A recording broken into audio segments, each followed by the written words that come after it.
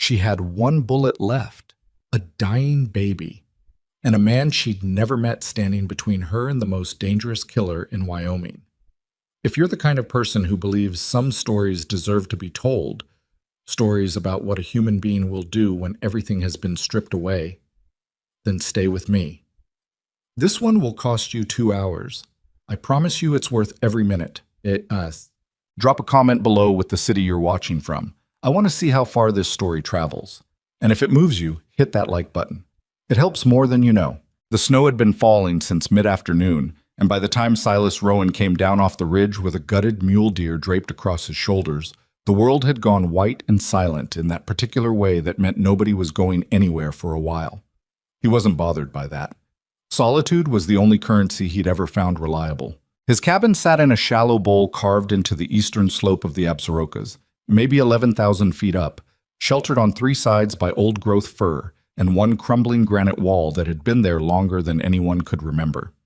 He'd built the place himself 8 years ago with salvaged lumber and stubbornness, and it wasn't much to look at. Low ceiling, one window with oilskin stretched over the frame instead of glass, a wood stove that leaked smoke when the wind came from the north.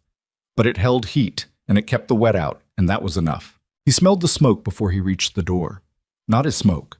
His stove had been cold since morning. This was something fresher, something recent. Green wood thrown on an unfamiliar fire. The particular smell of someone who didn't know how to manage a draft. Silas let the deer carcass slide off his shoulder into the snow. He unslung the Winchester from his back in one quiet motion, not rushing it, and stood still for a moment listening to the wind move through the firs above him. The door was cracked open about 2 inches. He'd left it latched. He approached from the left side, keeping his boots soft on the packed snow, and pushed the door open with the barrel of the rifle before he stepped through it. The first thing he saw was the fire. Too big, way too big for the size of the stove, and already throwing heat against the walls in a way that was going to crack the mortar around the firebox if nobody throttled it back. The second thing he saw was the woman. She was pressed into the far corner behind the supply shelf, and she had one of his skinning knives held out in front of her in a grip that told him she'd never used one as a weapon before. Her hand was shaking. Her lips were shaking too, but her eyes were something else, dark and fixed on him with the specific intensity of a person who has made a decision and is terrified of what that decision might cost them. She looked maybe 25, maybe younger, hard to tell. Her coat was a man's coat, 3 sizes too big, and she had it pulled tight across her chest with her free arm pressed against her body like she was holding something underneath it. "Easy," Silas said. He didn't lower the rifle, but he tilted it slightly off-center, enough to tell her he wasn't pointing it at her. "I'm not going to hurt you." "Get back." Her voice came out cracked and thin. "Can't do that. This is my cabin." She didn't move. Her eyes dropped to the rifle for half a second, then came back up to his face. She was calculating something, running the numbers on a situation she already knew she was losing. "I said get back." "You're holding my skinning knife," Silas said, "in my cabin, in front of my stove, where you built a fire too big with my wood." He paused. "You want me to leave? You picked the wrong place to hide." Something shifted in her expression. Not quite breaking. She wasn't the kind that broke easy. He could already see that. But some small internal adjustment, some recognition that the calculation wasn't going the way she'd needed it to. The coat moved, not her arm. Something underneath it. A small sound came from beneath the heavy wool. A thin, reedy sound that knifed right through the wind noise and the crackling of the fire and everything else. A sound like the smallest possible version of a human complaint. Silas stared at her. "You've got a baby under there," he said. It wasn't a question. She didn't answer it. Her jaw tightened and she pulled the coat closer with her arm, and the sound came again. Quieter this time, just a small murmur from something that didn't have the energy to be louder. Silas lowered the rifle. He leaned it against the wall beside the door and took off his hat and ran one hand back through his hair, which was thick and dark and shot through with gray at the temples and badly in need of cutting. He looked at the fire. He looked at her. He looked at the knife still extended between them. "That fire's going to crack my stove," he said. "I don't—" She stopped, swallowed. "I don't care about your stove." "No, I don't suppose you do." He moved toward the stove slowly, keeping to the left so he wasn't cutting off her path to the door. She tracked him with the knife. He crouched down and adjusted the damper, throttling the draw back until the fire settled into something sustainable. How long have you been here? Silence. 2 hours? 3? Since before dark. He nodded. Did the math. That meant she'd been watching the cabin empty for at least 5 hours before he came home, and she'd still been scared enough when he walked in to pull a knife. Whatever she was running from, she hadn't stopped running from it just because she was inside 4 walls. Sit down, he said. I'm fine standing. You're not. He stood and turned to face her. You're shaking so hard that knife is going to fall out of your hand in about 2 minutes. Sit down before the baby feels it. She looked at him for a long moment. Then she moved to the edge of the bunk, slowly, keeping the knife between them, and lowered herself onto the frame. When she sat, the coat fell open a little, and he saw the infant bundled against her chest in a wrap of wool strips, its face red and scrunched and very small. How old? He asked. 7 weeks. She said it like the number meant something more than just time, like it was a weight she'd been carrying and he'd just asked her to hold it out where he could see it. Does it need anything right now? She. Her voice sharpened a little. She's not an it. Does she need anything right now? She looked down at the infant for a moment. She's sleeping. She needs to sleep. She looked back up. She needs to stay warm and she needs to sleep, and I need you to tell me if anyone came through here in the last day. Anyone on horseback, moving fast, coming from the south. Silas pulled the single chair away from the wall and sat down facing her, his elbows on his knees. Outside, the wind hit the eave hard enough to shudder the wall. I've been on the ridge since first light. Nobody came through here that I know of, but a man coming from the south in this weather wouldn't be using the main draw. He'd come up through the timber. He watched her face. Who is it? She didn't answer.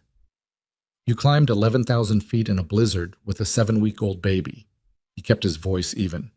That's not something a person does because of a minor disagreement. Who is coming? She set the knife down on the bunk beside her, not because she trusted him, he could see that, but because she'd done the same calculation she'd been doing when he walked in, and the numbers had come out the same. Gideon Voss, she said. The name landed in the room the way a stone lands in still water. Silas looked at her steadily and didn't say anything. You know the name, she said. It wasn't a question either. Everybody in this part of Wyoming knows the name. He leaned back in the chair.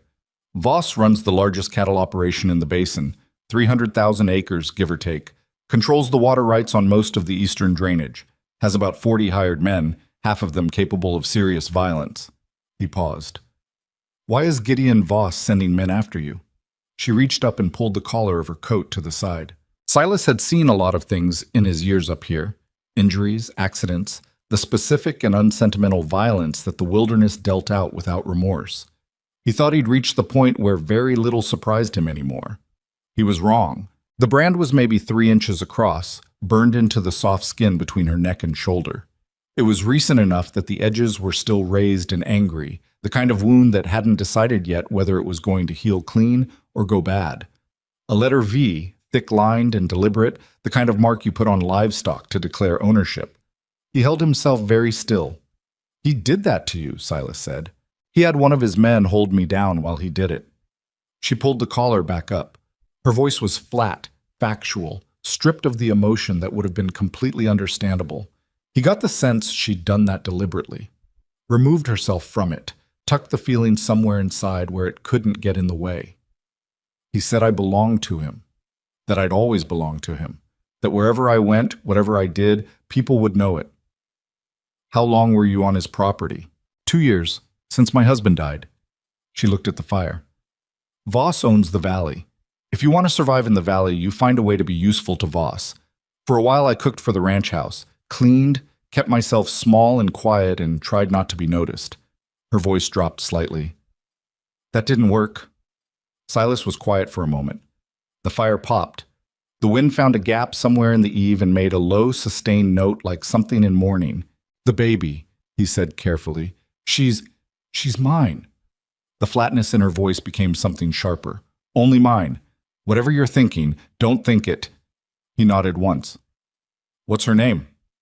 Something moved across the woman's face, the first unguarded thing he'd seen from her, a small softening around the eyes. Clara. And yours? She seemed to consider whether to answer. Mara Ellison. Silas Rowan. He stood up. There's food. Not good food, but there's enough. He moved to the supply shelf and pulled down a tin of beans and a piece of dried elk that had been hanging near the stove. He didn't look at her while he worked, partly because he didn't want to make her feel watched, and partly because he needed a moment to think about the situation he'd just walked into. Gideon Voss. Silas had encountered the man exactly once 6 years ago at a trading post in Cody. Voss had been there with 4 of his men, all of them armed, and he'd been in the process of explaining to the post's owner why the man's price on winter feed was too high. The explanation had involved one of Voss's men putting the owner's hand flat on the counter and pressing down on it until the owner came to a different understanding of the situation. Voss had watched this with the particular calm of a man who found no moral complication in what was happening. He was not someone who gave up on things he believed belonged to him. "You can't stay here long term," Silas said. He put the beans on the stovetop and turned back to face her. "If Voss sent trackers, they'll find this place inside of 2 days, whether or not. He's got men who know these mountains." "I know." She was looking at him steadily. "I'm not asking for long term. I just needed somewhere warm for one night. For Clara." "Where were you planning to go after that?" "East, through the high pass, down to the mining settlements on the other side." She said it simply, like it was a reasonable plan, but her eyes gave something away. She knew what it meant.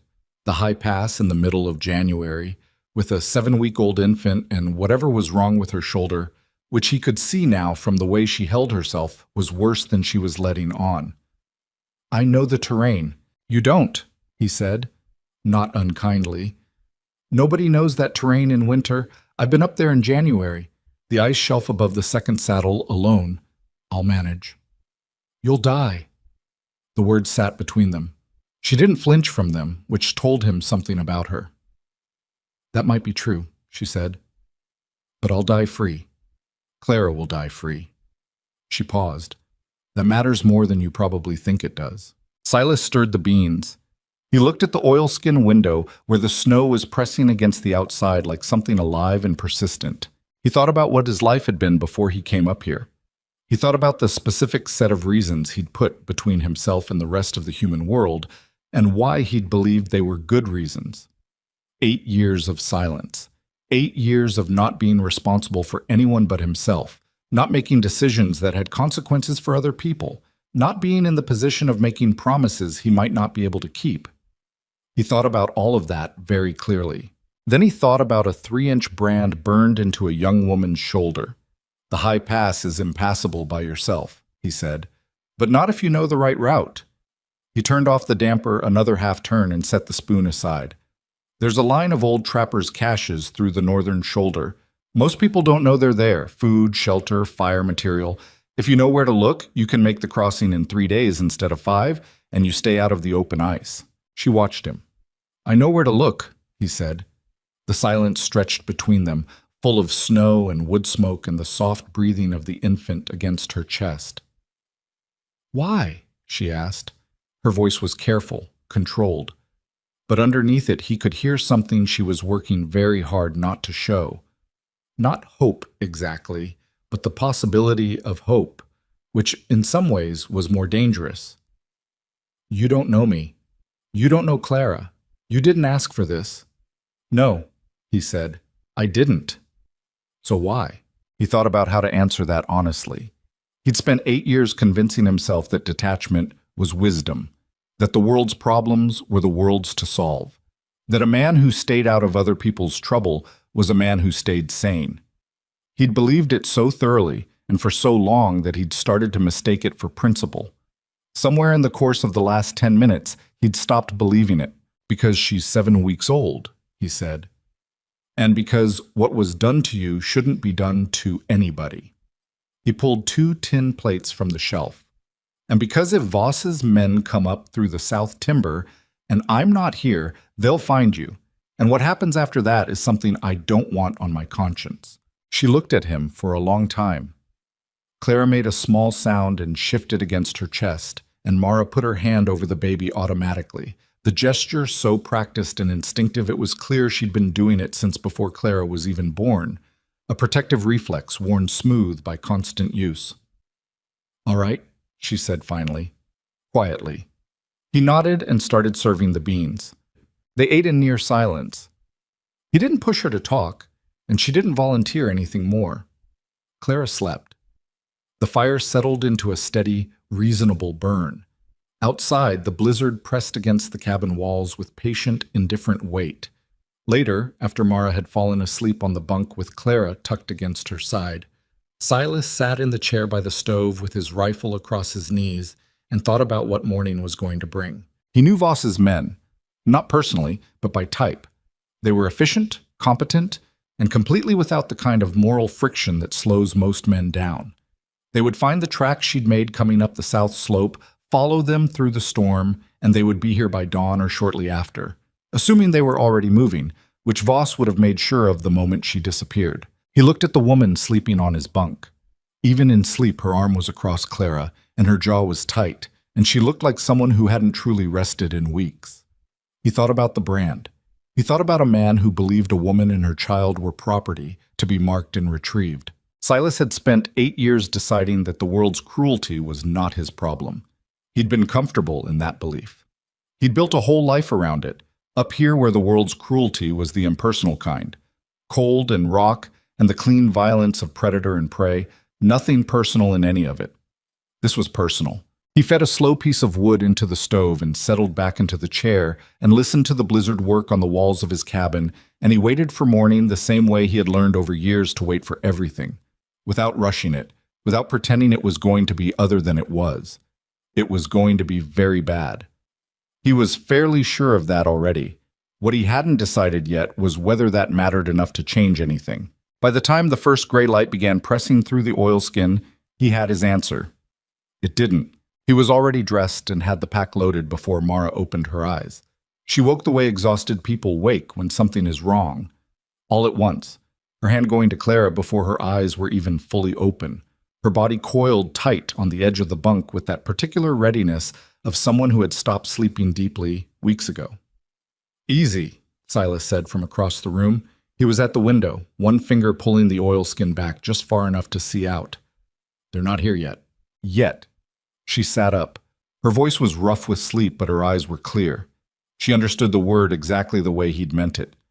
"I found tracks on the south approach about 20 minutes ago. Fresh ones, covered over by the storm, but not completely. 2 sets, maybe 3. Moving slow because of the snow, but moving." He let the oilskin fall back. "We have maybe 40 minutes, less if they picked up your trail from last night." Mara was already on her feet, pulling Clara against her chest with practiced efficiency, wrapping the wool strips tight. The baby stirred and made a small complaint, and Mara pressed her lips to the top of Clara's head for just a second. Not a kiss exactly, more like she was checking temperature, checking realness, checking that the small weight was still there. "The pack on the left is yours," Silas said. "It's not heavy. Food, an extra blanket, fire material. I've got the rest." She picked it up without arguing about the weight, which told him she was smarter than her pride. He pulled on his heavy coat and his hat and checked the Winchester one more time, then checked the Colt on his hip. "The route I'm taking goes up the north face," he said. "Not the pass itself, not yet. We'll go high and stay in the timber as long as we can. The open ground above the tree line is where they'll have the advantage. I want to be in terrain that costs them more than it costs us. How far to the first cache?" 6 miles. 7, the way we're going." She looked at him. He could see her doing the math, 7 miles at elevation in deep snow with an infant and a shoulder wound that hadn't closed properly. He could also see her deciding not to say what she was thinking about those odds. "All right," she said. They went out the back, through the small supply door that opened onto the rock shelf behind the cabin. The cold hit immediately and completely, the kind of cold that gets inside your clothes in the first 30 seconds and stays there. The wind had dropped a little from the night before, but not much.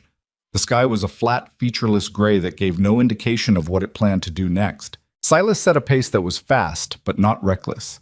He broke trail ahead of her, punching through the crust with his weight, which made it easier for her to follow. He didn't look back as much as he wanted to. Looking back too much slowed everything down and made the person being checked on feel worse, not better.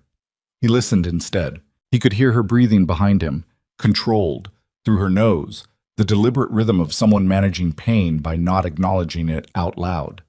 He could hear Clara, occasionally, in the small sounds that infants make when they are cold and unhappy, but too young to understand that complaining will accomplish anything. He could not hear anything from the south slope yet, but that meant nothing. Voss's men would not be making unnecessary noise. They climbed for 90 minutes before she spoke. "Stop!" Her voice came out thin but firm. "Just for a minute."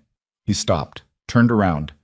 She had one hand braced against a fir trunk, her chest moving harder than it should have been. Her face was pale in a way that had nothing to do with the cold, and there was a dark stain spreading through the outer layer of her coat near the shoulder. Slow, not arterial, but real. "The wound's opened," he said. "I know." She straightened up before he could move toward her. "I'm fine." "You're bleeding through your coat." "I said I'm fine." She said it the way someone says a thing they've had to say so many times it's lost most of its meaning. "How far to the cache?" He looked at the stain, looked at her face. She met his eyes with an expression that was not quite defiance. It was something quieter and more determined than defiance. It was the look of a person who has decided that the body's complaints are simply not relevant to the current situation. He pulled off his pack. "Sit down against that tree. 2 minutes." "We don't have 2 minutes. We don't have time for you to bleed out either. Sit down." She sat. He dug into the pack for the strip of clean cloth he kept for field dressing and crouched beside her. She pulled the coat aside without being asked, which meant the pain was bad enough that she'd gotten past the point of pretending otherwise. The brand wound had been bound with a strip of her own shirt, knotted tight, and the knot had held through the night, but the movement of climbing had worked it loose. He retied it, tighter than she'd had it, and she made one small sound through her teeth that she cut off immediately. "That's going to be infected by tomorrow," he said. "We need to get it cleaned out and treated at the first cache. There's carbolic acid and fresh linen there."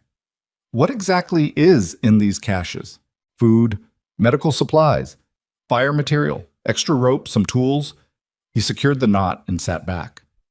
"I used to run a longer trapline before I shortened it.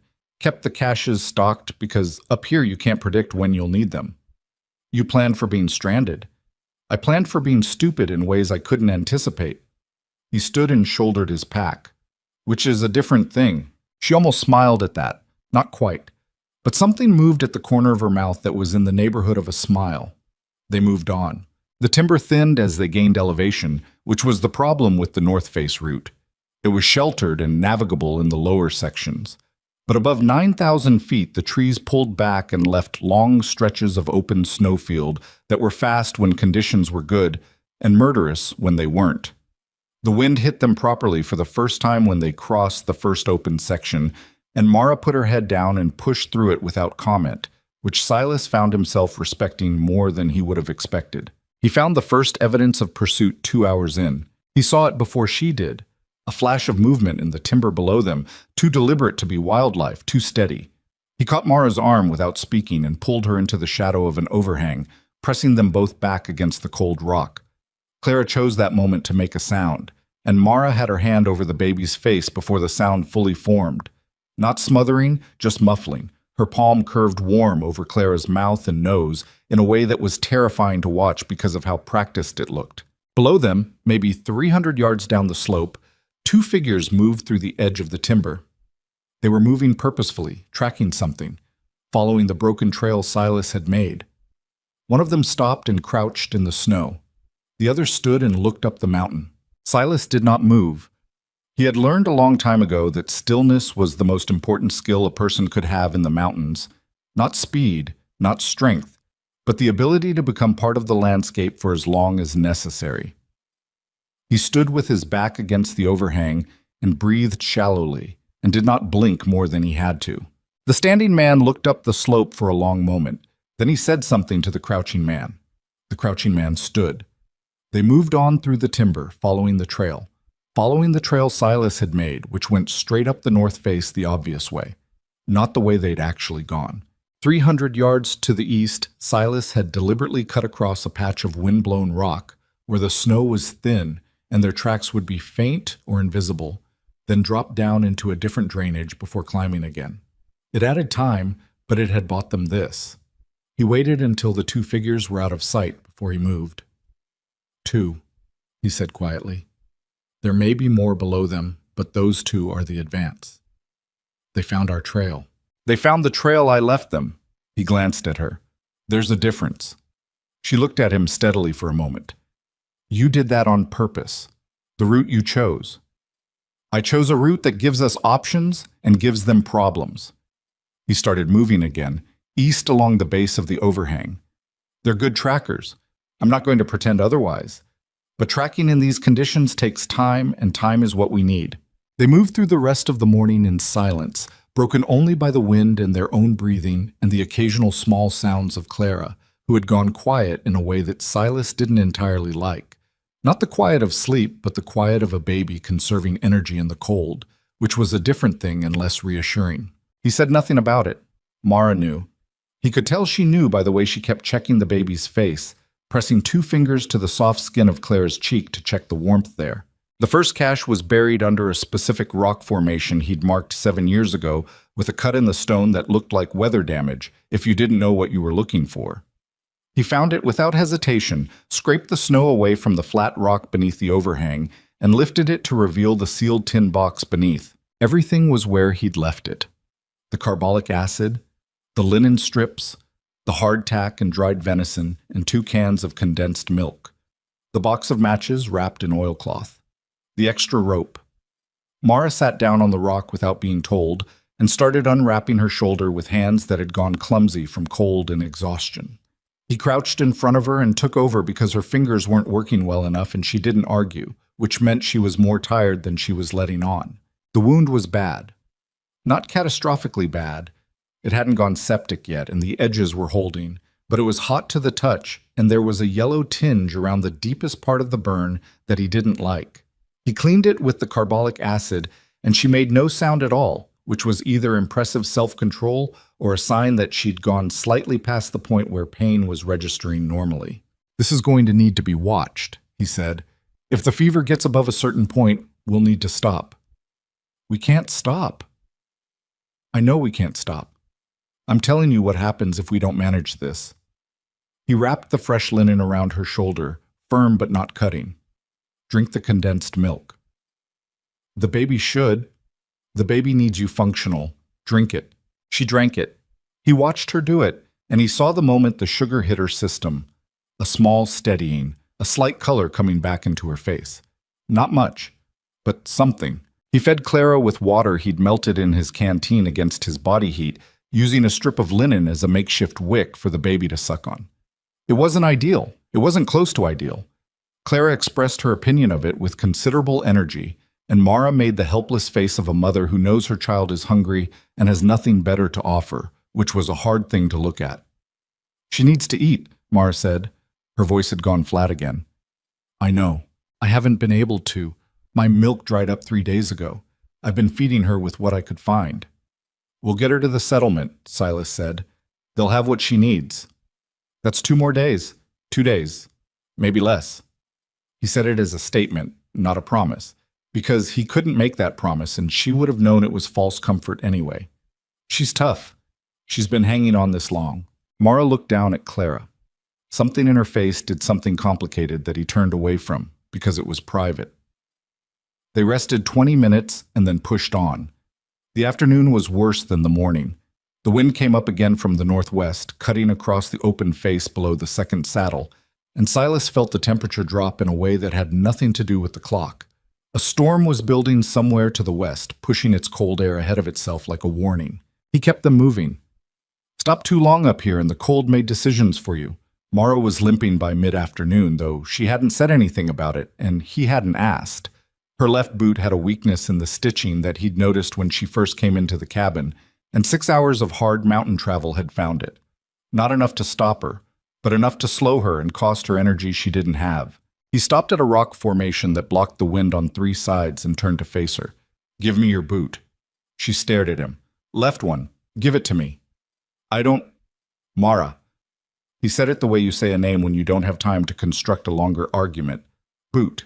She sat down on the rock and pulled it off, wincing as the cold air hit her foot.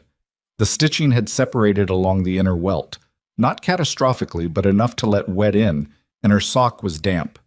He dug into his pack for the small coil of sinew he carried and stitched the split closed, not pretty work, but tight, running the sinew through with an awl he kept on his belt. "You carry an awl," she said. "I carry a lot of things." "What else is in that pack?" "You want an inventory?" She almost did the almost smile thing again. "Not really. She stopped. "Thank you for the boot." He handed it back without looking up. "Don't thank me yet." She pulled it on and stood, testing it. He watched her face as she put weight on it, the brief flicker of relief, quickly controlled. "Better," she said. "Good. We need to clear the second saddle before dark." They were halfway up the approach to the second saddle, the long exposed traverse across a wind-hardened snowfield that was the worst stretch of the route, when he heard the shot. It came from below and behind them, a single flat crack that the wind distorted and then swallowed. He grabbed Mara's arm and drove them both behind a granite outcrop, pressing her against the rock with his body between her and the open slope below. "Clara," she said. Not loud, just a breath. "She's all right, stay down." He put his eye around the edge of the rock. Below them, maybe 400 yards, one of the trackers was visible at the edge of the open snowfield. He had a rifle up, but he was looking at something to his left, not at them. The shot hadn't been aimed at them. A second later, Silas understood. There was a third figure visible now, moving fast from the east. A third tracker who'd come up a different route and nearly been shot by his own partner in the poor light. They were pulling their lines together, consolidating, which meant they'd worked out roughly where Silas was taking her. "There are 3 of them," he said quietly, "and they know the high route." Mara was very still beside him, Clara pressed against her chest. Her eyes were on his face, reading him. "Can we make the saddle before they do?" He looked at the slope, looked at the sky, which was getting heavier and grayer by the minute, looked at the traverse, 400 yards of open ground with no cover and hard, wind-crusted snow that would be slow-going and loud. "Not without being seen," he said. "So what do we do?" He thought. It wasn't a long thought. The situation had a limited number of variables, and most of them were already decided. But he turned it over carefully because the one variable still in play was important. "There's a gully that cuts back into the north face about 100 yards west of here, he said. "Steep, not fun, but it comes out above the saddle, which means we'd be above them on the traverse instead of crossing below them." He paused. "It's also where the ice shelf starts." "You said the ice shelf above the second saddle was the most dangerous part of the route." "It is." She looked at him. "Both options are dangerous," he said. "The gully is dangerous on our terms. The open traverse is dangerous on theirs." He held her eyes. "It's your call." He meant it. He watched her understand that he meant it, which seemed to surprise her slightly. The idea that someone was giving her a real choice, not a managed one. "The gully," she said. He nodded, and they moved. The gully was everything he'd known it would be. A chute of rotten rock and compacted ice that angled up at about 50 degrees, with no good handholds in the upper section and wind pouring down it like water through a pipe. He went first, kicking steps into the ice with his boot heel, testing each one before he put weight on it. Behind him, he could hear Mara climbing, the scrape of her boots, the controlled breathing, and once, a soft grunt of effort that was the only sound she'd made all day that admitted to anything difficult. Halfway up, his boot heel broke through a step he'd cut, and he dropped 2 feet before catching himself on a crack in the rock with his left hand. He hung there for a second, heart doing something loud and irregular, and then pulled himself back up and kept going. Nobody said anything about it. They came out on top of the saddle in the last gray light of the afternoon, wind-scoured and gasping, and stood for a moment on the ridge with the whole eastern drainage spread below them, a long, darkening valley that ended somewhere in the distance where the mining settlements were, invisible in the haze but real, and on this side of the mountains, Voss's territory. He looked back down the way they'd come. The 3 trackers were visible on the open snowfield below the saddle, moving fast, and they were close. Closer than he'd expected. One of them looked up, and Silas pulled Mara back from the skyline. "They see the saddle," he said. "They know we crossed." "How far ahead are we?" He thought about it honestly. 20 minutes. Maybe. She absorbed this. "And the next cache?" 3 miles on the east side, downhill most of the way. Then we don't stop. She shifted Clara higher against her chest and looked at him with those dark, steady eyes. Not for anything. He looked at her. The pale face, the dark stain on the shoulder that had seeped through the new linen already, the set of her jaw that had not changed once in the entire day. Not when the wound was clean, not in the gully, not when he'd told her they had 20 minutes. Not for anything, he agreed. They went over the saddle and down into the darkness of the eastern face, and behind them the wind erased their tracks almost as fast as they made them, and it was not enough, and they both knew it was not enough. But they moved anyway because moving was the only answer either of them had left. The eastern face was steeper than it looked from the saddle, which was always the way with mountains. They showed you one face and hid the other until you were already committed. Silas went down first, testing the snow with each step, feeling for the hard crust beneath the loose surface that would either hold weight or wouldn't. Behind him, Mara came down in a controlled slide where the grade was manageable and picked her way carefully where it wasn't, and she didn't ask him to slow down even when he could hear from her breathing that slow down was exactly what her body was requesting. The temperature dropped another 10 degrees as the last light went out of the sky. Up here, dark didn't come gradually.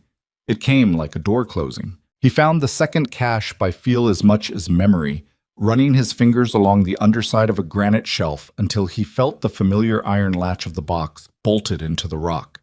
He got it open and lit one of the candles from inside, cupping the flame against the wind with his body, and in the small yellow circle of light, he took a real look at Mara for the first time since the saddle. She looked worse than he'd been letting himself think. The color had gone out of her face in a way that the cold alone couldn't account for, and her eyes had taken on a slight glassiness that was the beginning of fever starting to get serious about itself. She was sitting on a rock with Clara against her chest, and her back straight in the deliberate way of someone using posture to compensate for what the rest of their body was doing wrong. He checked her shoulder without asking permission. She let him. The linen was soaked through, and the skin around the wound was hot. Not warm, hot. The specific angry heat of tissue that had decided to start fighting itself. "We need to lance the deep part," he said. She looked at the candle. "Do it." He heated the blade of his smaller knife in the candle flame until the metal glowed and then let it cool 10 seconds, which was not a proper sterilization by any real measure, but was better than nothing. She turned her head away when he worked and fixed her eyes on something in the dark, and did not make a sound. He cleaned the wound with the last of the carbolic acid from the cache and packed it with the fresh linen, and she breathed through it in the same controlled rhythm she'd been using all day. And when he was done, her exhale was just slightly longer than the rest. "Better," he said. He wasn't certain that was true, but the alternative, telling her she needed a real doctor and a warm bed and several days of rest, was not information that changed anything about their situation. She understood the gap between what he'd said and what he meant, but she nodded anyway. "How far to the next cache?" "This is the last one." She looked at him. "The settlement is 8 miles, he said. "Downhill the whole way. We can make it by morning if we keep moving." "And the trackers?" He thought about the 20 minutes they'd had at the saddle. Thought about how fast those 3 men had been moving on the open snowfield. "They're behind us, but not far enough behind us." Clara made a sound. A weak, thin sound that was different from the sound she'd been making all day. Less complaint, more something else. Mara pulled her close and checked her face in the candlelight, and something moved across Mara's expression that she controlled very quickly, but not before he saw it. "She's cold," Mara said. "She's been cold too long." He blew out the candle, reached into the cache and pulled out the extra blanket, a heavy wool thing, stiff with age but dry, and handed it over. Mara wrapped it around Clara without a word, tucking the edges in tight, and then she stood up. "Then we keep moving," she said. They moved. The first mile of the eastern descent was through timber again, which was a mercy. Out of the wind, enough tree cover to muffle sound in both directions. The footing uneven but manageable. Silas set a pace that was faster than comfortable and slower than reckless, and he kept his ears working on the mountain above them while his eyes worked on the terrain ahead. He heard the first tracker 40 minutes into the descent. Not much. A displacement of snow somewhere in the timber above them. A creak of weight on a branch. It could have been an animal. It wasn't. He knew the difference. He stopped Mara with a hand on her arm, and they stood still in the trees and listened. Silence. Then another sound, chum. Snow falling from a branch somewhere upslope. The small sound of a man trying to be quiet and not entirely succeeding. One man, moving down through the timber on a line that was going to bring him across their trail in about 3 minutes. Silas leaned close to Mara's ear. There's a deadfall about 50 yards ahead and left. A big one. You'll see it. Get behind it and stay down. Don't move until I come to you. She turned to look at him. In the dark, her face was mostly shadow. What are you going to do? Even the odds a little. He held her eyes. Go, quietly. She went. He watched her move through the trees, careful, controlled, no more sound than she could help. And then he turned back upslope and moved to intercept. The tracker was a big man, and he was good. He was picking his way down through the timber with real skill, avoiding the obvious deadfall and the loose snow patches, reading the terrain the way only someone who'd spent real time in mountains could read it. He had a rifle in both hands, and he was following the trail Silas and Mara had left, his eyes down on the tracks, which meant his eyes were not up. Silas came at him from the left, from behind a fir trunk, and he didn't give the man time to register what was happening. He hit him hard and drove him into the snow, and they went down together in a tangle of limbs, and the rifle went somewhere into the dark. The man was strong, stronger than Silas had expected, and he got an elbow into Silas's ribs that cost him a breath. And for a few seconds it was genuinely unclear how it was going to go. Then Silas got his forearm across the man's throat and applied the kind of pressure that leaves a person with a choice between unconsciousness and death, and the tracker went with unconsciousness, which was what Silas had been counting on. He held it until he was certain, then eased back. He found the man's rifle in the snow and pulled the magazine and threw it as far as he could into the timber. He took the man's knife and his ammunition belt. Then he tied his wrists with a length of sinew from his pack, not tight enough to cause real damage, but tight enough to buy time, and left him face down in the snow. It took 4 minutes total, not clean, not the way it worked in the stories people told. His ribs ached where the elbow had caught him, and his left knee had hit something hard in the fall and was making its opinion known. He picked up his rifle and moved back down to the deadfall. Mara was exactly where he'd told her to be, pressed behind the fallen trunk with Clara held tight against her. She looked up when he appeared, and her eyes went to his face first, then quickly over the rest of him. "You're limping," she said. "Hit my knee." He crouched beside her. "1 down, 2 left. The other 2 will have heard something, or they'll notice when he doesn't check in. We need to move faster." "How much faster?" "As fast as you can go." She stood up without another word, and they went. The next hour was the hardest thing Silas had done in years, and he'd done hard things regularly. They pushed through the timber at a pace that was too fast for the terrain and the conditions and the state of both of them, and branches hit him in the face, and his knee got worse with every downhill step, and behind him he could hear Mara's breathing shift, from controlled to ragged and back to controlled by what seemed like pure stubbornness. The second tracker found them in the open. They'd come out of the timber into a long, narrow meadow. Unavoidable, it sat right across the line of descent, and they were halfway across it when the shot came. It hit the snow 6 feet to Silas's left, which meant the man had a rifle and a reasonable angle from the timber on the east side of the meadow. He shoved Mara down and dropped beside her. "Crawl, left side toward those rocks." "Clara, hold her flat, crawl." They crawled. Another shot came, closer, kicking up snow 2 feet ahead of them, and Silas rolled onto his back and put 2 rounds into the timber where the muzzle flash had been. Not aim shots, suppressing shots, buying seconds. He heard the tracker pull back from his position. They made the rocks. Mara was behind the largest one, and she had Clara pressed against her chest, and she was looking at the baby's face with an expression that was completely unguarded for the first and only time. Raw fear, real fear, the kind that had nothing to do with herself. "She okay?"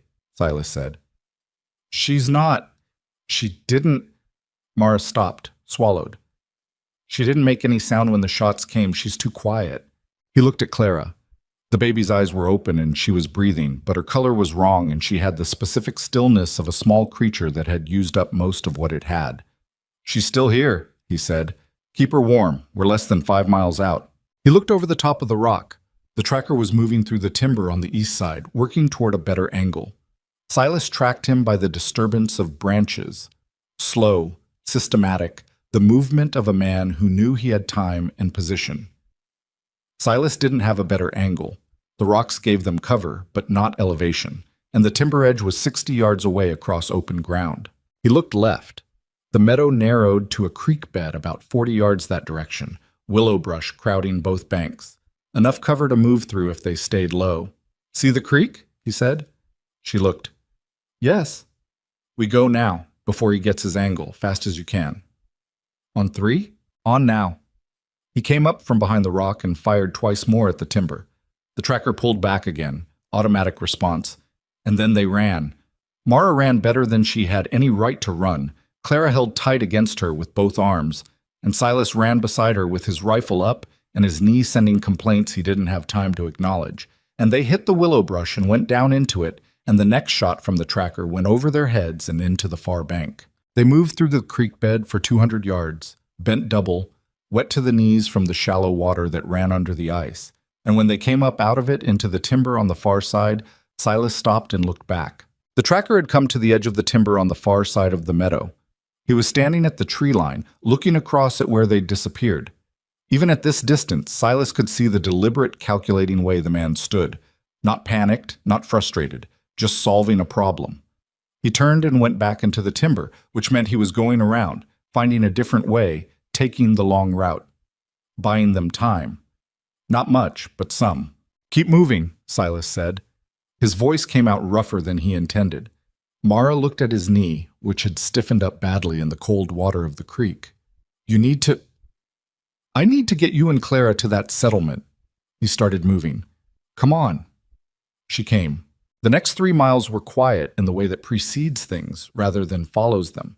No shots, no sounds of pursuit, just the mountain and the dark and the two of them pushing through it. Silas's knee was bad and getting worse, and he'd stopped thinking about it, which was either useful compartmentalization or the early sign of something more serious, and either way there was nothing to be done about it. Mara was feverish. He could see it in the way she moved, slightly too deliberate, the careful articulation of someone whose body was no longer doing things automatically. She was having to think about each step. But she was thinking about each step, which meant the fever hadn't won yet. "Talk to me," he said. She glanced sideways at him. "About what?" "Anything. Keep yourself present." A pause. "My husband," she said finally. "His name was Thomas. He had a farm in the valley, small one, before Voss bought out the water rights and the farm dried up." She said it evenly, the way you talk about things you've processed enough to speak about without coming apart. "He tried to fight it, went to the county seat, filed papers, made the case." She paused. "Men like Voss own the county seat too." "What happened to him?" "A riding accident. That's what Voss's men called it." Her voice didn't change. "Thomas was the best horseman I ever knew. He could ride anything, but it was a riding accident." Silas said nothing. There was nothing to say to that. "After that I had nowhere to go," she continued. "Clara wasn't born yet. I had no money and no family within 100 miles, and the farm was gone. Voss offered me work at the ranch house." She was quiet for a moment. "I knew what I was walking into. I told myself I didn't, but I knew. I just didn't know what else to do." "You got out," Silas said. "Barely." "Barely counts." She almost made the almost smile again. "Does it?" "Only way I know." They walked in silence for a while. The timber was thinning again, the trees shorter and more scattered, which meant they were dropping in elevation. Below them somewhere, invisible in the dark, was the Eastern Valley. And in the Eastern Valley, if the stories Silas had heard were right, a mining settlement with maybe 200 people and a doctor and walls between them and Gideon Voss's authority. Almost. He smelled wood smoke 20 minutes before he expected to, which stopped him cold. Not the right wood smoke. Not the settlement. They were still too far out. This was close. Very close. And it was coming from upslope, which meant someone had come around them, had gotten ahead of them. He put his hand out and Mara stopped immediately. "Someone's above us," he said quietly. She looked up the slope. In the dark, there was nothing to see. "How? They know this mountain too." He stood still, working through it. 3 trackers. He'd put one down in the timber. The second one had gone around through the meadow, was probably still behind them. But a third tracker, the one they hadn't seen since the saddle, could have taken a higher line, a parallel route, and come down ahead of them on the east face, cutting them off. "He's got a fire going," Silas said, "which either means he's been here long enough to feel safe or he wants us to smell it." Which is it? He thought about the kind of men Voss hired, patient men, men who solved problems the slow way when the fast way wasn't available. Both, he said. He looked around. The terrain below them dropped toward a rocky bench, and beyond the bench he could see the faint, dark line of a drainage, a creek that ran east and eventually joined the main river in the valley. If they could get to the drainage and follow it down, they'd bypass whatever was waiting below them on the direct route. It would add a mile, maybe 2. On his knee in the dark, in the cold, with Mara running a fever and Clara needing a warm room and real food in ways that had moved from urgent to critical. He said none of this out loud. He just changed their direction toward the rocky bench. "Different route," he said. She didn't ask why. She just followed. The rocky bench was exposed and miserable, and the footing was terrible. A jumble of frozen talus that shifted underfoot and twice nearly put Silas down. His knee screamed on the uneven ground, and he managed it one step at a time, and he didn't say anything about it because what was there to say? Then the third tracker stepped out from behind a rock formation on the far side of the bench, and he had his rifle leveled, and he said, "Stop right there." He was a lean man, middle-aged, with the flat eyes of someone who'd spent years doing things he didn't find morally complex. He had the rifle pointed at Silas, not at Mara, which meant he was under orders to bring her back unharmed, and the orders didn't say anything specific about Silas. "Mr. Voss wants the woman," the tracker said. He wasn't loud about it, just factual. "He doesn't have an interest in you, mountain man. You walk away right now, this ends here." Silas stood still. He could feel Mara just behind his right shoulder. He didn't look at her. "And the baby?" Silas said. The tracker's flat eyes moved to Clara for a moment, then back to Silas. Something in that movement, the slight compression of his expression, the way his jaw tightened, told Silas what the man's orders said about the baby. Silas heard Mara's breathing change behind him. "I'm going to be honest with you," Silas said to the tracker. "You're good at your job. You came around us in the dark and got ahead without us hearing you, and that's real skill." He kept his voice conversational. "But your rifle is pointed at me, and I need you to think very carefully about what that means." "It means you do what I say." "It means," Silas said, "that in the time it takes you to shift your aim from me to her, I put a bullet in you, and at this range I don't miss." The tracker looked at him, calculating. He was doing the same math Silas had already done, arriving at the same answer. "You'd die to do it," the tracker said.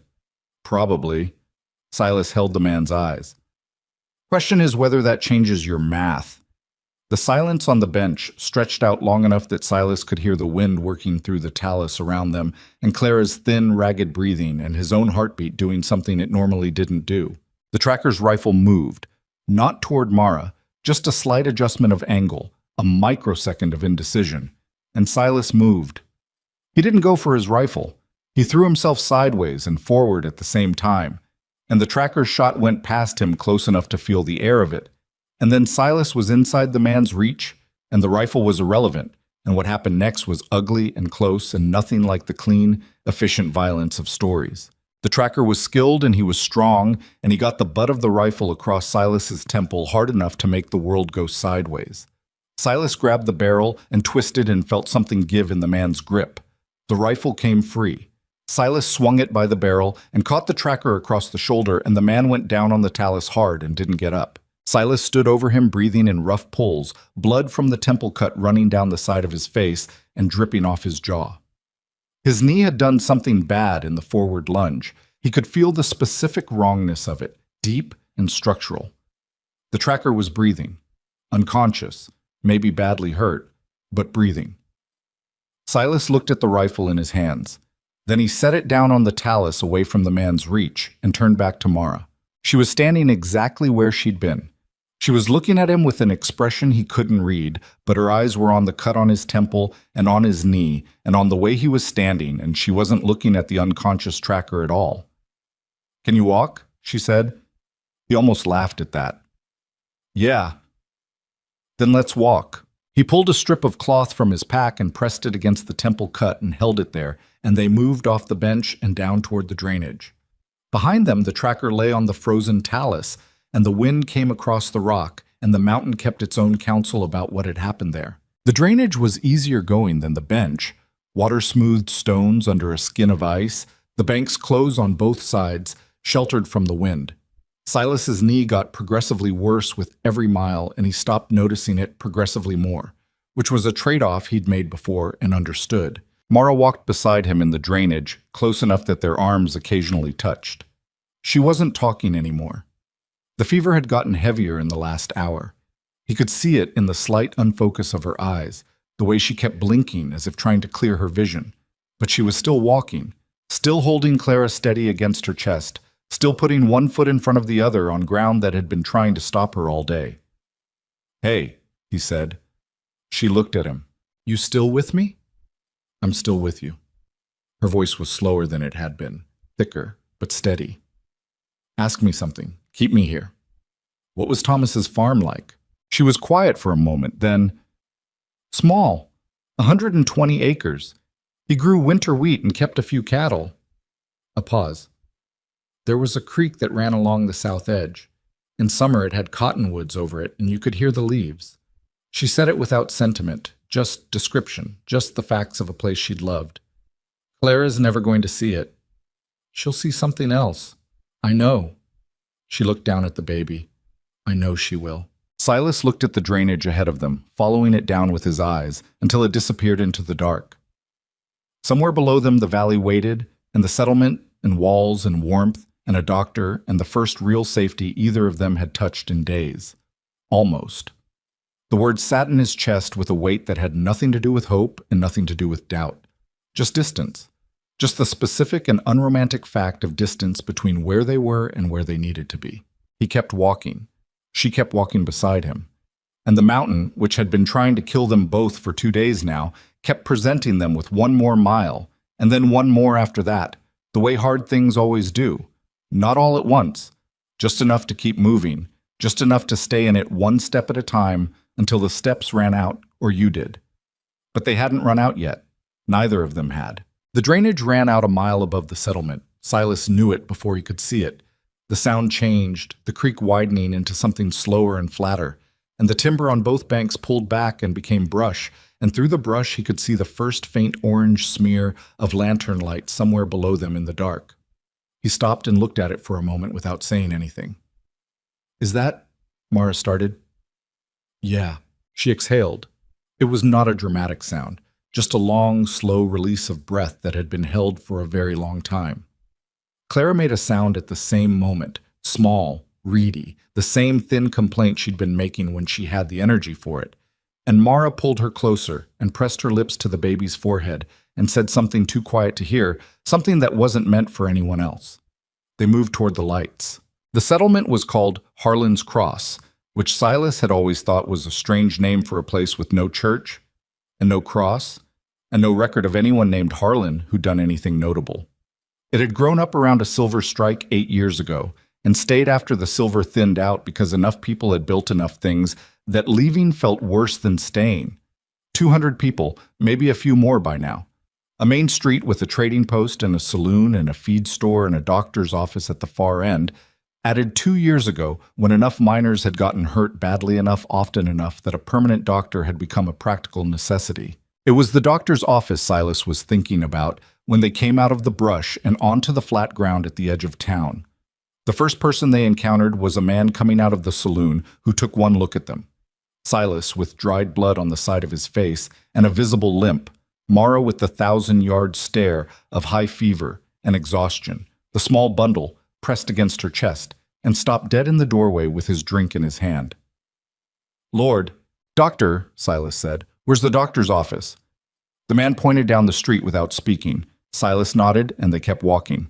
The doctor was a woman named Aldridge, which surprised Silas and didn't surprise him, because the kind of doctor who ended up in a place like Harlan's Cross was generally the kind who'd run out of places where the expected version of things applied. She was somewhere in her 50s, with gray-streaked hair pulled back severely, and the particular unfazed quality of someone who had seen most of what could come through a door. She opened to his knock, looked at the three of them, and stepped back. "Bring her in," she said, looking at Mara. Then her eyes went to Clara. Both of them.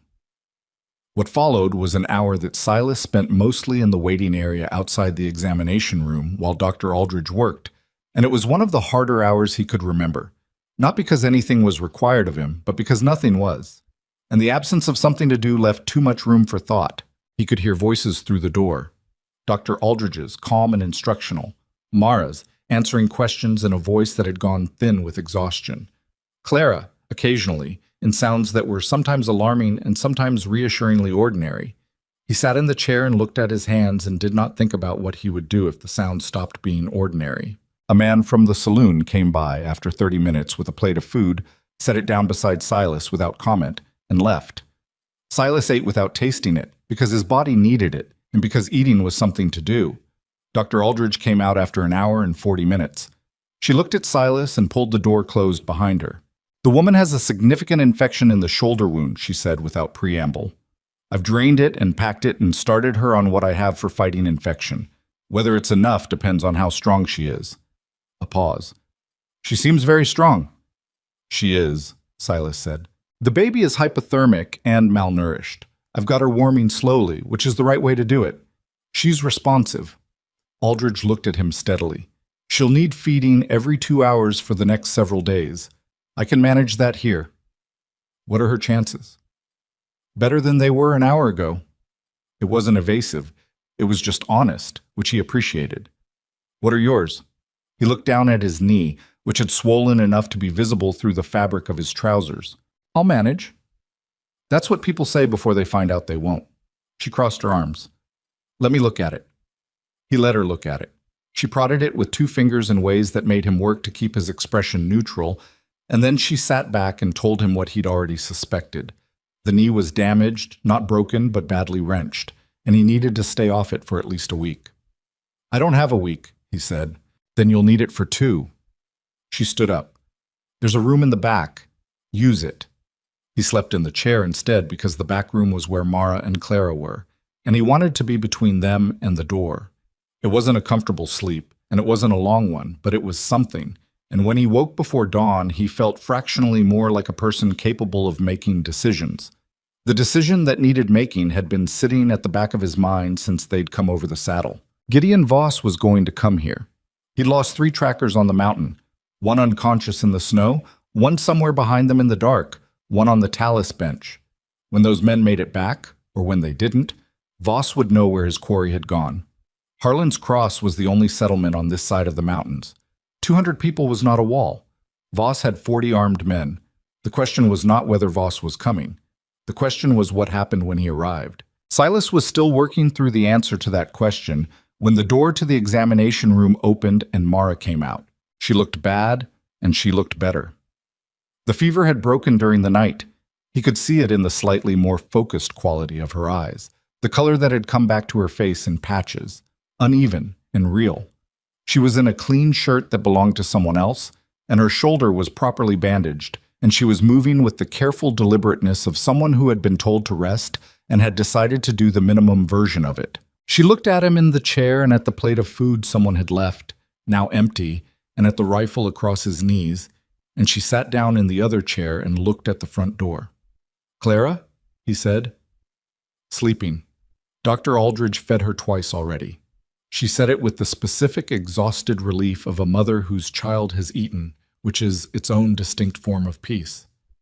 "She's going to be all right." "Yeah." They sat in silence for a moment. Outside, the first gray light was beginning to come through the gap under the door. "Voss is coming," Mara said, not a question. "I've been thinking about that." "So have I." She turned her head to look at him. Her eyes were clear. Clearer than he'd seen them since the first night in the cabin, when they'd been clear in a different way, hard and defensive and calculating. Now they were just clear. "We can't stay here. If he comes here with his men, these people aren't your responsibility," Silas said. "They will be. If I'm here, and he comes." She looked back at the door. "He won't stop. That's the thing you need to understand about Voss. It's not about me anymore. It stopped being about me a long time ago. It's about the fact that I left. That I took Clara and I left, and I made it over the mountain, and that is something he cannot let stand, because if he lets it stand, then every other person he's been holding down by the weight of what he is, every other person in that valley who's afraid of him, every one of them is going to hear about it. Silas looked at her for a long moment. She was right. He'd known she was right from the moment they came down into the settlement, but hearing her say it with that particular clarity, not despair, just fact, just the accurate mapping of a situation, confirmed something he'd been circling since the mountain. "There's a pass," he said, "about 6 miles north of here. It goes up and around and comes back down onto a granite summit, wide, flat, open ground. The kind of place where a man with 40 riders doesn't have a meaningful advantage over a man who knows the terrain." She looked at him. "You want to bring him there?" "I want to choose the ground," he said. "There's a difference between running from something and deciding where you're going to stop running." The silence in the room was the kind that comes before a decision rather than after one. "Why there?" she asked. "Because from that summit you can see for 3 miles in every direction. Because the approaches are narrow. You can't bring 40 men up them. You bring 4 or 5 and the rest are useless. Because it's the place where Voss being Voss, with his money and his men and his weight in the valley, stops meaning anything." He paused. "And because I want him there. Not his men. Him." Mara looked at her hands. "You want me there," she said. It wasn't an accusation, just recognition. "He needs to stand in front of you," Silas said. "That's the part his men can't do for him." He watched her face. "But it's your call. All of it is your call. I'll take you and Clara east, away from here, further than his reach, if that's what you want." She was quiet for a long time. He didn't push it. "Clara stays here with Dr. Aldridge," she said finally. "Agreed. And whatever happens on that summit—" She stopped, started again. "I need you to promise me something." "I'll try." "Don't kill him before I get to say what I need to say." She met his eyes. The clarity in them was not the product of the fever breaking, or the sleep, or the food. It had been there since the cabin, underneath everything else, waiting. "I need to say it to his face. I need him to hear it from me while he still thinks he's going to win." Silas looked at her. "Okay. Promise me." "I promise," he said. And he meant it, which was something he didn't say often enough to use the words carelessly. They left Clara with Dr. Aldridge at first light, and the leaving was the hardest thing Mara had done in the entire 3 days. Harder than the gully, harder than the meadow with shots coming in, harder than the night on the eastern face with the fever climbing and the baby too quiet. She stood in the doorway of the examination room and looked at Clara sleeping in the warm blanket on the table, and she stood there long enough that Silas began to think she wasn't going to be able to leave. Then she turned around and walked out and didn't look back, because looking back was the one thing she couldn't afford. Dr. Aldridge had given them both horses, her own and a spare she kept for calls. And Silas rode badly because of the knee, but he rode. And they went north out of the settlement in the gray early morning, with the mountains rising ahead of them, and the sky doing something complicated with clouds and pale light. The North Pass was harder on horseback than on foot, which was the point. Nobody was going to bring a large force up it quickly. The trail wound up through broken country, switching back on itself 3 times before it reached the granite shelf that led to the summit, and the horses had to be led on the top section because the footing was too uncertain for riding. The summit was everything Silas remembered. A broad, wind-scoured plateau of pale granite, maybe 200 yards across, with the mountains falling away on all sides, and the sky very large and very close overhead. You could see the valley to the west, small and distant, and to the east the settlement, smaller still, and all around them the other peaks, white and indifferent. They waited. Silas stood near the eastern edge where he could watch both approaches, and Mara sat on a flat rock near the center of the plateau, with her coat pulled around her and her face toward the west, toward the valley where she'd spent 2 years learning what a human being could absorb and keep moving. An hour passed, then another. She spoke without looking at him. "What if he doesn't come himself?" "He'll come." Silas had been certain of this since the settlement. He'd thought about what kind of man Gideon Voss was. Not a coward, whatever else he was.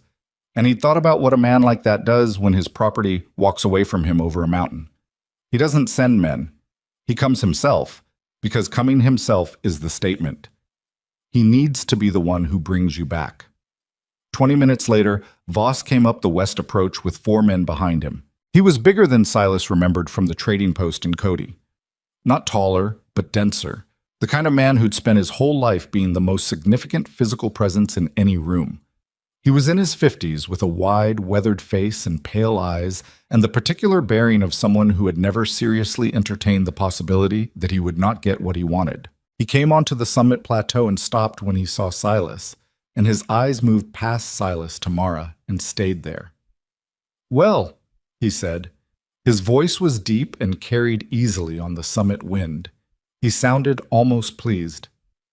"You made it further than I expected." Mara stood up from the rock.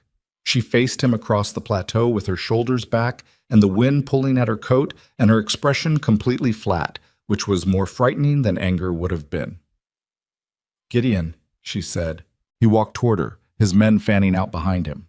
Silas moved 2 steps to the right, putting himself between Voss's men and Mara without blocking Mara's sightline to Voss, and he rested his hand on the rifle without raising it. "That's close enough," Silas said. Voss stopped. He looked at Silas with the evaluating patience of a man who handles obstructions regularly. "You're the trapper, the one who lives up on the north face." Used to. Voss almost smiled. "Your cabin burned yesterday morning. I'm sorry to tell you that." "You're not sorry," Silas said. "And it was just a cabin." Voss turned his attention back to Mara, dismissing Silas with the ease of long practice. "You've put a great many people through a great deal of inconvenience," he said to her. "And for what? This?" He gestured at the summit, at the mountains, at the cold emptiness around them.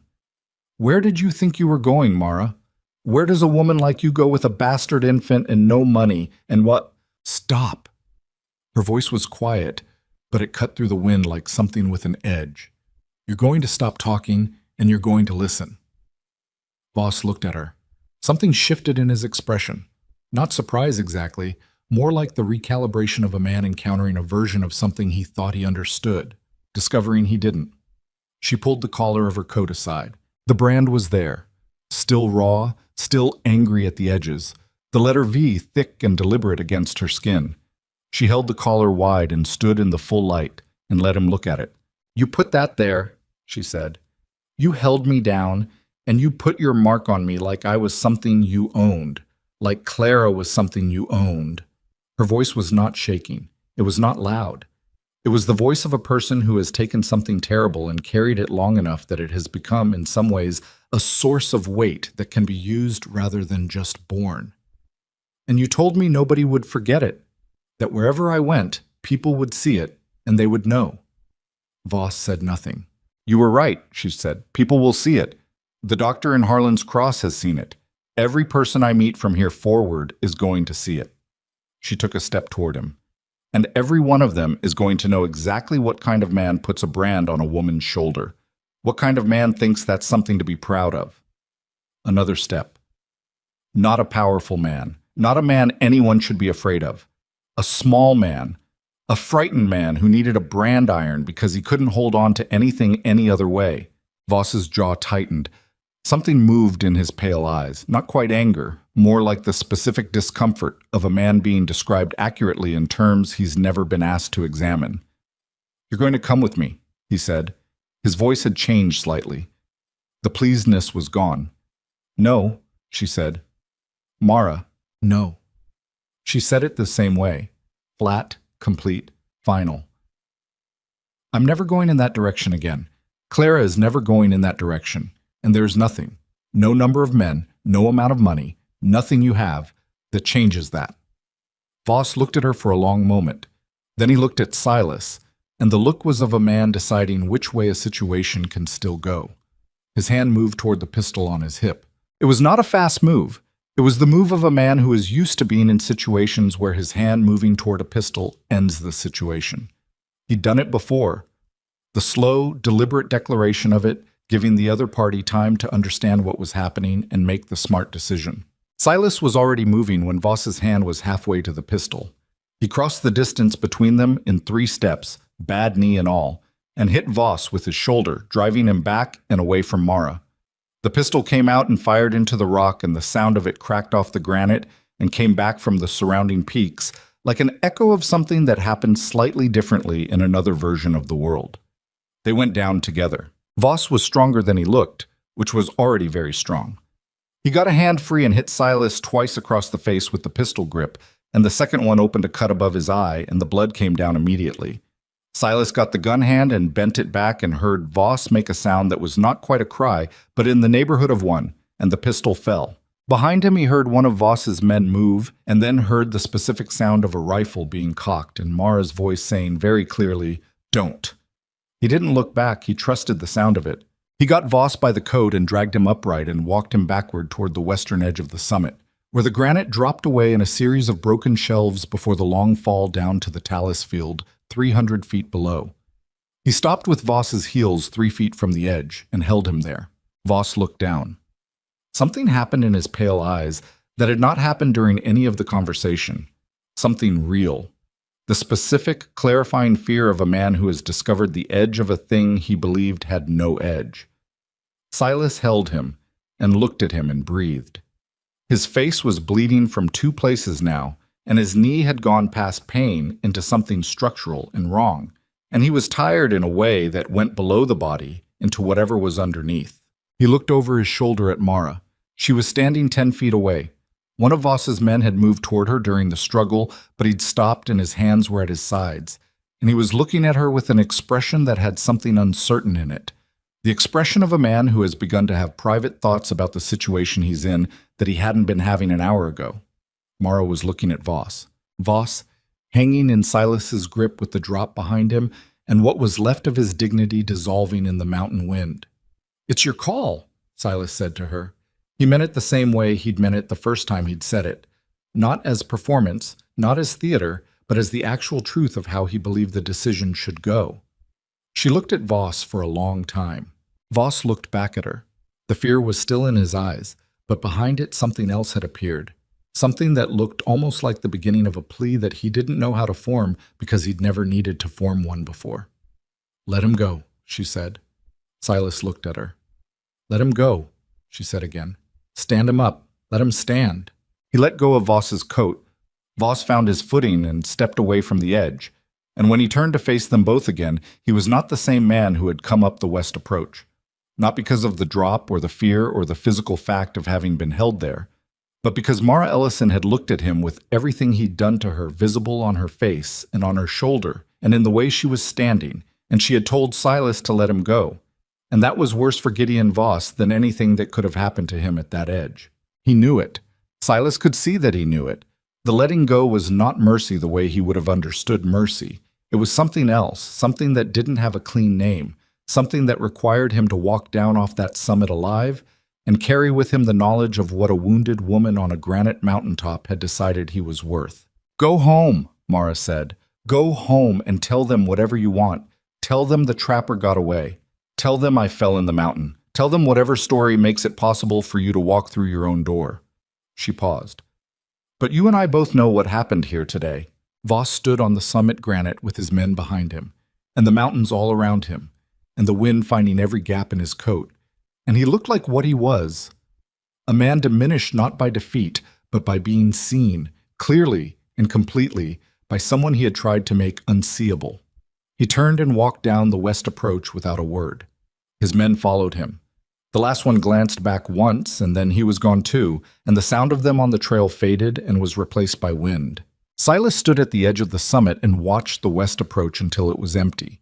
His face was bleeding, and his knee was a problem that was going to be a bigger problem tomorrow, and he was cold in the specific way of a man who has been cold for 2 days, and the cold has gotten into the places where warmth usually lives. He turned to look at Mara. She was still standing where she'd been, facing west, facing the direction Voss had gone. Her arms were crossed over her chest and her shoulders were up against the wind, and she was not doing anything dramatic. She was just standing there, breathing, existing on that summit in the cold winter air, which was the most significant thing she could have been doing. After a while she said, without turning, "Is it over?" Silas thought about it honestly. The honest answer was that Voss was a man with resources and a long memory, and the kind of ego that didn't process humiliation cleanly, and that over was probably a bigger word than the situation had earned yet. But there was something else true, something that lived in the difference between a man who came up a mountain with 4 riders and came down alone, and a woman who had walked off a branding iron and over a blizzard and through 3 days of mountain country that should have killed her and stood on a granite summit and made a choice that was braver than any kind of revenge. The worst part is, he said. She turned to look at him. Her eyes were still clear, still exactly themselves. Then let's go get Clara, she said. They came down off the North Pass in the early afternoon, and the descent was harder than the climb because of Silas's knee and because the horses had opinions about the footing that didn't align with the urgency of the situation. Mara rode ahead of him on the narrower sections and waited at the switchbacks without being asked, which was the kind of thing a person does when they've stopped thinking of someone as a stranger. The settlement came into view below them just as the cloud cover broke for the first time in 3 days, throwing pale winter light across the valley in a way that made everything look briefly like something else. Cleaner, more decided, the kind of light that doesn't last and knows it. Neither of them said anything about the light. Dr. Aldridge met them at the door of her office with an expression that was professionally neutral in a way that told Silas she'd been watching the North Pass for the last 3 hours. "The baby?" Mara said. She was already off the horse. "Inside, sleeping." Aldridge looked at Silas's face, the cuts, the bruising, the knee that he was clearly not putting his full weight on. "You look terrible. I've been told. Come in." Clara was in the examination room on the same table, wrapped in the same blanket, and she was sleeping with the specific depth of a baby who has been fed and warmed and is making up for lost time. Her color was better. Her face had lost the pinched, effortful look it had carried through the mountains and replaced it with something more ordinary, just a sleeping baby's face, round and untroubled, the small chest rising and falling with total commitment to the business of being alive. Mara stood in the doorway and looked at her daughter for a long moment. She didn't go to her immediately, which Silas understood. There's a version of relief so large that you have to stand at the edge of it before you can step in, because stepping in too fast is its own kind of overwhelming. Then she went in and sat beside the table and put her hand over Clara's and just sat there. Silas stayed in the doorway. "Some things don't need witnesses." Aldridge touched his arm and they moved to the front room. And she made him sit, and she looked at the cuts on his face and the knee that had become, in the hours since the summit, a serious structural problem. "Ligament damage," she said, pressing 2 fingers into the side of the joint in a way that he did not enjoy. "Not fully torn, I think, but close." "How long?" 6 weeks before you trust it, 12 before it's what it was." She sat back. "What happened up there?" He thought about how to answer that. What needed to happen? She looked at him with the patience of a woman who had heard that kind of answer before and knew how to wait past it. "Voss came," he said. "He came with 4 men. He left without the woman." He paused. "Nobody died." Aldridge held his eyes for a moment. Then she nodded, once, the way a person nods when they're filing information for later rather than responding to it now. "People in this valley have been waiting for someone to tell Gideon Voss no for a long time." She told him. She. Not a correction, just a confirmation. Something in Aldridge's expression settled. "She did the hard part," Silas said. "I just held him still long enough for her to do it." Aldridge wrapped the knee with tight, practiced efficiency and told him to keep weight off it as much as possible and gave him the look that said she already knew he wasn't going to do that. She was not wrong, but she was also the kind of doctor who understood the gap between what people should do and what they're going to do, and she treated the gap without judgment. Mara came out of the examination room 2 hours later when Clara had woken and been fed and gone back to sleep again. She sat down across from Silas in the front room, and she looked like a person who had set something down that they'd been carrying for a very long time. Not empty, but lighter. The kind of lighter that has weight of its own, because you suddenly feel all the places the thing was pressing. "She ate," Mara said. "Good. Aldridge said she's going to need regular feeding for the next week minimum, that her temperature is stable."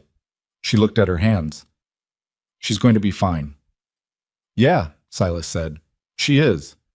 The silence between them was comfortable in the way that silences between people get comfortable after they've been through something together that language doesn't quite fit. "What do we do now?" Mara said. He'd been thinking about that. He'd been thinking about it on the descent from the summit, and in the examination room doorway, and while Aldridge was working on his knee.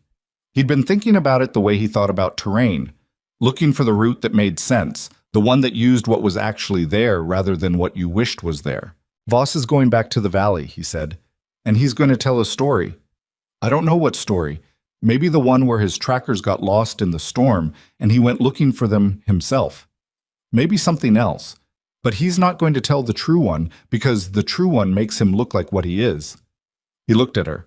Which means, for a while, maybe a long while, you're going to be a question mark to the people in that valley. They'll hear something happened, but they won't know exactly what. Rumors travel. They do. And the thing about rumors is they grow in the direction of what people already believe. He shifted the knee and registered the pain without reacting to it much. People in that valley have been watching Voss for years. They've seen what he is. The rumor that a woman walked out of there and he couldn't bring her back. That story is going to mean something to them. Mara was quiet for a moment. It doesn't feel like enough. It's not enough, he said. It's just a start. He paused.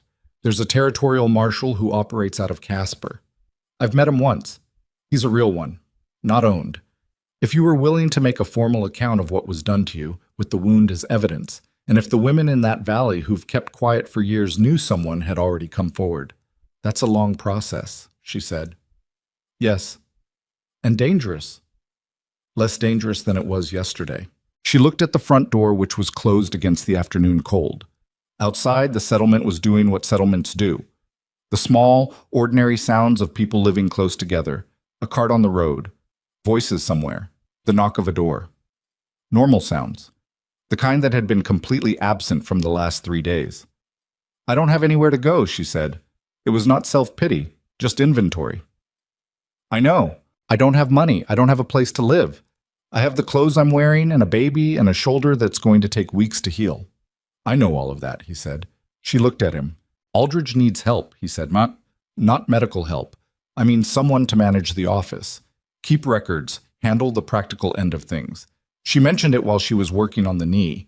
She's got more patients than she can manage alone, and none of the men in the settlement will work for a woman doctor without making it complicated. He held Mara's eyes. She'd pay a wage. Not much, but enough. And there's a room above the trading post that the owner rents cheap. Mara was very still. You already talked to her about this. I asked her one question. She answered yes before I finished it.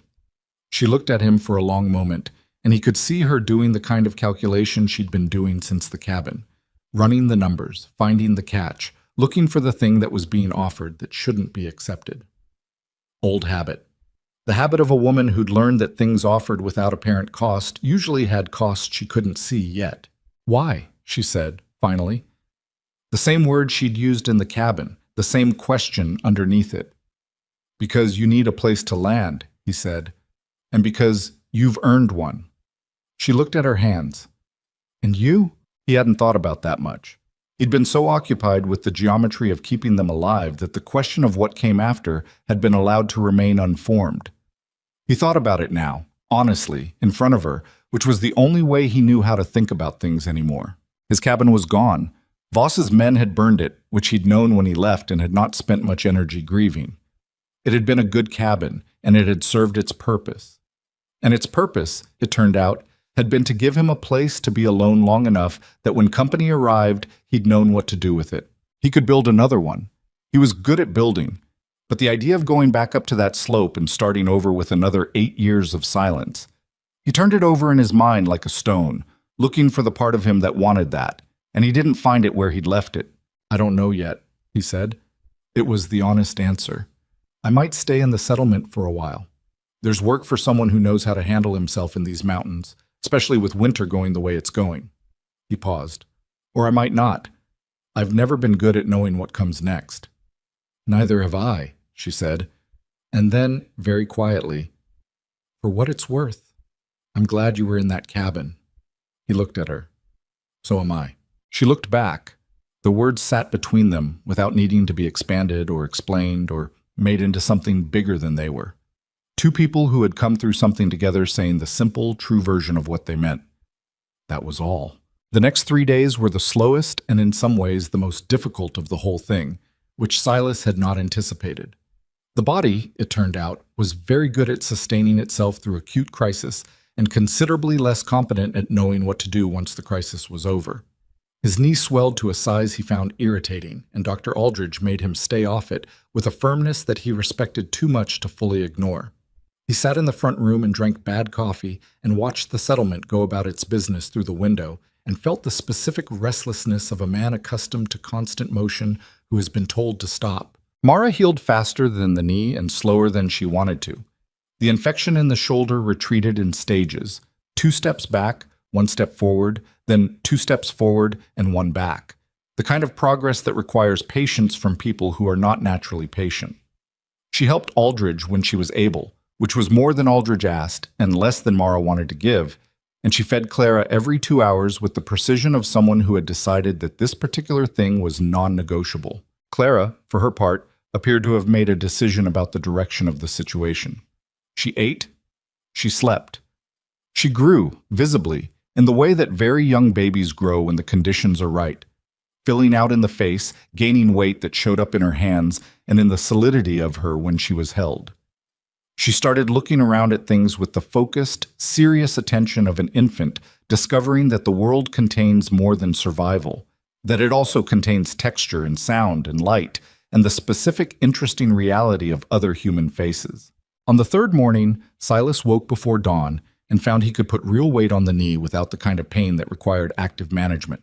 He stood in the small room behind Aldridge's office and tested it carefully, walking a slow circle, and decided it was bad enough to be careful about and good enough to use. He went out into the early dark and walked to the edge of the settlement and stood where the ground started rising toward the mountains. The sky to the east was doing the preliminary work of morning, a dark blue going lighter at the horizon, the stars nearest the edge beginning to fade. He could see the outline of the eastern peaks, the place where they'd come down 3 days ago, the specific notch in the ridgeline that was the saddle. He stood there for a while, just looking. He thought about what Mara had said on the summit, the question that had sounded like a question but was really something else. Is it over? And the answer he'd given, which was true but incomplete, the way most true answers are. The worst part is over. What he hadn't said, because it would have been too much to say on a granite summit with wind coming across it, and both of them exhausted, and Voss just gone, and Clara still waiting at the bottom of the mountain, was the rest of it. The worst part being over didn't make it over. Gideon Voss was a man with resources and a long memory, and 40 hired men who still drew wages, and whatever humiliation he'd carried down from the summit was the kind that curdled in some men into something more dangerous than what had been there before. The territorial marshal was a real one. Silas believed that, but real didn't mean fast, and it didn't mean certain. The women in the valley who'd been quiet for years had to decide, each one individually, whether what had happened on that mountain was enough to tip the scale of their own fear. None of that was resolved. All of it was still in motion. But here was the thing about things in motion. They moved. They went somewhere. The shape of what they were moving toward wasn't visible yet, and pretending otherwise was the kind of lie that felt like hope and acted like poison. But the direction had changed. Something real had shifted on that summit, and not just in Voss. Mara had made a choice up there that most people in her position would not have made, and most people who heard the story would say she should have made a different one. And those people would be wrong in a way that was hard to explain and easy to feel. Revenge would have ended something. Her choice had started something. Those were different things, and only one of them required Gideon Voss to keep waking up every morning in a world where a woman had decided he wasn't worth the cost of killing. That would eat at him in ways that a bullet couldn't reach. Silas heard footsteps behind him and turned. Mara was there with Clara wrapped against her chest in the wool strips, both of them in the early dark, and she was looking at the mountains the same way he'd been looking at them. "Couldn't sleep," she said. "Neither." She stood beside him. Clara was awake, looking up at the fading stars with the concentrated attention she'd recently developed for things that were new, which was still everything. "I wrote out an account," Mara said, "of everything, the dates, the specifics, what he did and when. Aldridge witnessed it." She paused. "She says the marshal comes through Harlan's Cross twice a year. He's due in the spring." "That's good. It might not go anywhere." "It might not," he agreed. "But it's in the record. And once it's in the record, it's harder to make it not exist. She looked at the mountains. I've been thinking about what you said, about the room above the trading post. And I want to talk to Aldridge today, about the work. She shifted Clara slightly. I need something real to do. I can't sit and wait for my shoulder to heal. It'll drive me out of my mind. She'll say yes. You don't know that. I know it. A pause. The sky was getting lighter, the blue going gray at the edges. The first suggestion of actual morning starting to make itself known. And you? She said. What are you going to do today? He thought about it. The man who runs the trading post was telling me yesterday that his storage roof is failing. Another week of snow and it'll come down. He tested the knee again, weight shifting. I know how to fix a roof. She looked at him sidelong.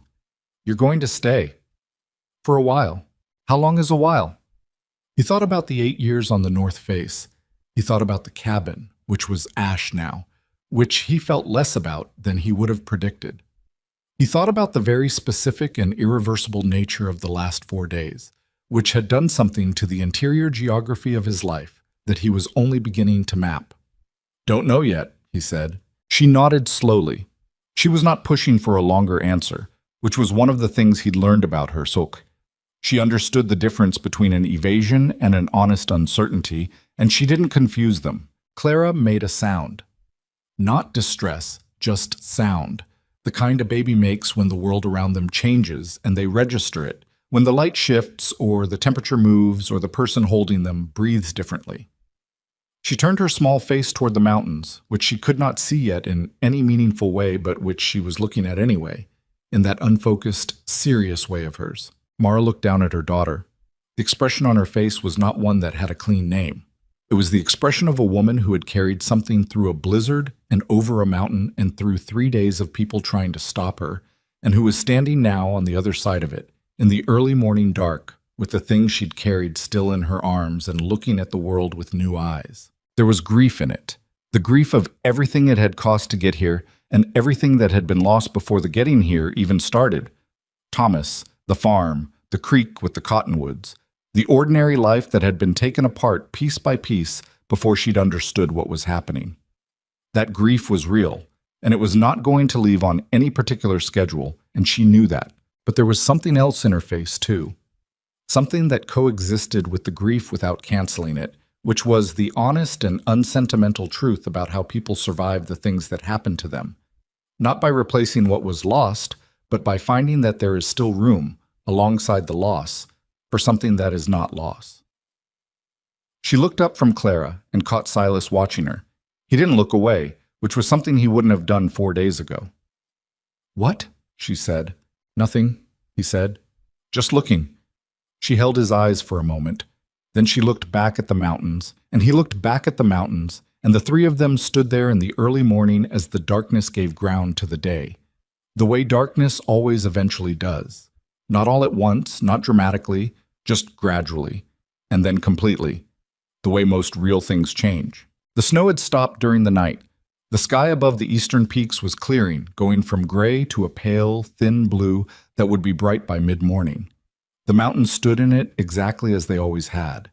Without comment, without conclusion, offering nothing in the way of lesson or comfort, just the fact of themselves, which was enough. Behind them, the settlement was beginning to wake.